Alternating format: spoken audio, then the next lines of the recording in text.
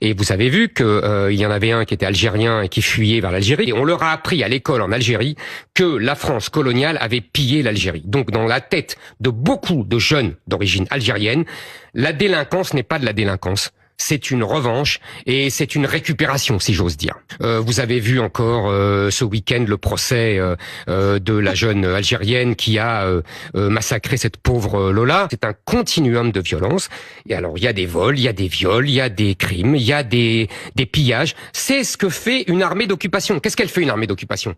Vous avez dit vous-même, l'un des suspects arrêtés était un Algérien qui partait en Algérie. Eh ben, vous voyez, ce week-end, c'est exactement la preuve de ce que je vous dis.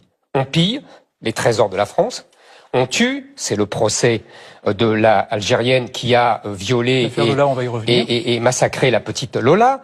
Je ne vous parle pas des trafiquants de drogue, je ne vous parle pas des harcèlements sexuels dans le métro. Attendez, c'était tout ça, c'est des pillages, des vols, des viols, tout ce que fait une armée d'occupation. C'est exactement la même chose. Vous mettez tout ça sur le même plan. Pour moi, je mets tout ça sur le même plan. Les vols des bijoux. Évidemment qu'il y a une hiérarchie entre le meurtre et un vol. Évidemment, entre un harcèlement et un viol, entre un vol de téléphone portable qui va lui aussi en Algérie.